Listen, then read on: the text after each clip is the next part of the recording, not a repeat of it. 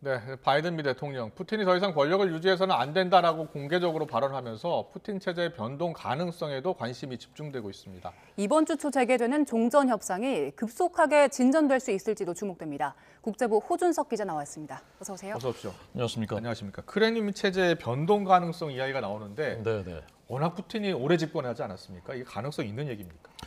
2000년 집권했으니까 지금 이제 22년째고요. 네. 하여간 분명한 것은 22년 동안을 통틀어서 봤을 때는 지금이 제일 위기다라고 그렇군요. 볼 수 있겠고요. 제일 주목받는 사람이 지금 세르게이 쇼이구 국방장관이지 않습니까? 네.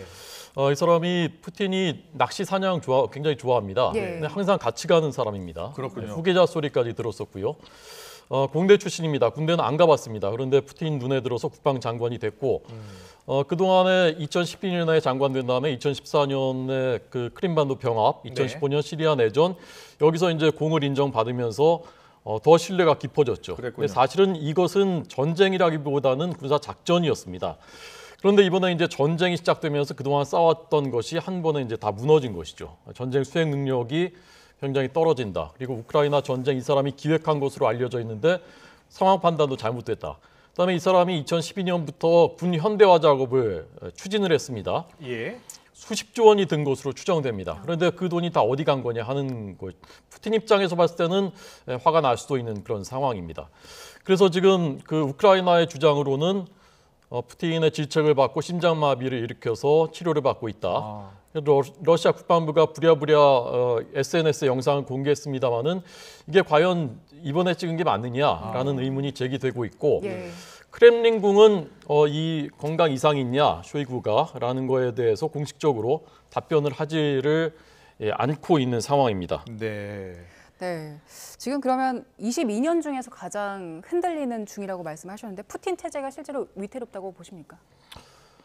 지금 사실 나오는 얘기들은 크건 적건 예. 기대 또 희망, 당위가 섞여 있는 얘기인 것으로 보입니다. 네. 조금 전 바이든 대통령의 말도 그렇습니다.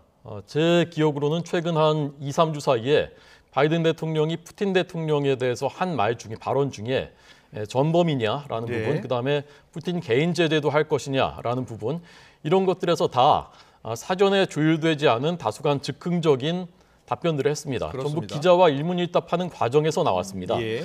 이번에도 원고에는 없는 연설 말미에 이 얘기가 나왔거든요. 그래서 이것이 이제 다소간 감정적이거나 또는 국내 정치를 의식한 발언이거나 또는 도덕적인 신념 이런 것의 가능성을 배제할 수가 없는 것입니다. 예. 물론 그렇다 하더라도 이 바이든 대통령이 그동안 들었던 뭔가 고급 정보에 기반해서 이 얘기가 갑자기 나왔더라도 예. 그 네. 정보에 기반해서 한 얘기일 가능성도 있죠. 네. 그리고 사실은 이 크렘린 내부 구조에서 철통 같았던 구조에서 이런 얘기들이 흘러나온다. 예를 들면 FSB 이제 이게 KGB 후신이거든요. 러시아의 이제 최고 정보기관인데 푸틴이 KGB 출신이기 때문에 굉장히 신뢰하는 곳입니다. 네. 그런데 이번에 이제 정보가 틀렸다. 그래서 푸틴이 굉장히 예. 질책한다. 그러니까 내부에서는 여기에 대해서 이제 불만의 목소리들이 나오고 예. 이게 소방 소식통들을 통해서 전해지고 이런 것들이 사실은 전 같으면 상상할 수 없는 일이거든요. 네. 이런 일들이 벌어지고 있다. 그리고 우크라이나 이제 국방정보국에서는 러시아 기업가, 그다음에 정치 엘리트, 그다음에 군부, 정보기관에서 푸틴을 제거하기 위한 여러 가지 시나리오들, 뭐 예. 독살이라든가 사고사라든가 질병사라든가 이런 시나리오들을 마련을 하고 있다. 이렇게 주장을 하고 있습니다. 이런 그렇군요. 것들이 하여간 예. 전례 없었던 일이고 푸틴이 굉장히 자존심 강한 사람인데 어쨌건 지금 돈바스 해방에 집중하겠다고 물론 국방부가 얘기했지만 한 발 예, 물러서지 않았습니까? 네. 그렇습니다. 이것 자체가 뭔가 내부에 동요가 있다는 반증이다라고 네. 볼 수 있는 측면이 있겠습니다. 알겠습니다. 지금 뭐 돈바스 해방에 주력하겠다라고 선언한 부분에 대한 여러 가지 해석이 나오고 있는데 최근 전황을 보면요. 키이우 공격이 지금 지지부진한 상황이고 네. 그리고 지금 오히려 종전 협상 타격 기대가 점점 커지고 있다고 들었거든요. 어떤 상황입니까? 그러니까 키우에서는 지금 지지부진한 정도가 아니라 수십 킬로 밀렸죠. 러시아군이. 밀렸죠. 예. 그래서 이제 뉴욕타임 취재진이 그 현장에 갔습니다. 네네. 러시아군이 나갔으니까 갈 수 있었던 거죠. 현장 리포 기사를 썼는데 곳곳에 이제 러시아군 병사들의 시신이 뒹굴고 있고 그다음에 탱크 잔해가 곳곳에 보인다. 예. 그러니까 생각보다도 이제 전황이 더 좋지 않은 거죠. 자, 이제 그래서 상식적으로 보면 더 이상 전쟁을 수행하기가 쉽지 않은 상황입니다. 러시아가. 네. 그래서 이제 돈바스의 해방에 주력하겠다 이런 얘기들이 나온 것으로 보이고 사실은 푸틴 대통령이 처음부터 첫날부터 그렇게 말은 그렇게 했었습니다. 우리는 우크라이나 전역을 점령하려는 계획이 없다. 네. 그다음에 돈바스의 주민들의 안보를 위해서 하는 것이다라고 말했었거든요.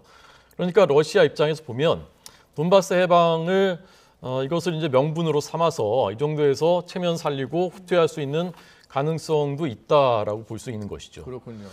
그래서 조금 전에 젤렌스키 대통령이 많은 사람의 생명을 구하는 것이 승리다라는 말을 또 했습니다. 예, 그러니까 예.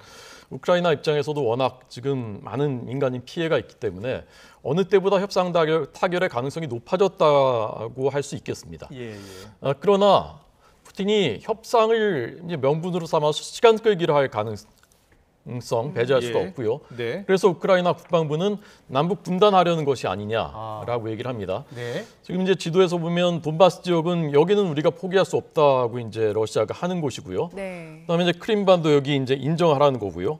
마리우폴은 위태롭다고 합니다. 그러니까 여기까지 벨트를 이어서 이쪽은 러시아가 인정을 받겠다라는 전략인 것 아니냐 이렇게 우크라이나에서는 우려하는 것이고요. 예, 예. 실제로 러시아가 이제 돈바스 지역에는 오히려 새로운 부대를 투입하고 있다는 것이 포착이 되고 있습니다. 네. 그래서 푸틴 입장에서는 시간을 끌면서 중국의 지원이라든가 또는 벨라루스 파병 같은 새로운 변수를 기대할 수 있는 것이고 네. 미국인들도 이렇게 보는 시각이 적지 않습니다. 오늘 MBC 여론조사 결과 나왔는데 예. 미국인의 82%가 결국은 핵무기가 사용될 것이다라고 전망했고요. 예. 74%는 미국이 결국 참전하게 될 것이다라고 전망을 했습니다. 그러니까 이렇게 우려하는 시각이 적지가 않다는 얘기죠. 그래서 네.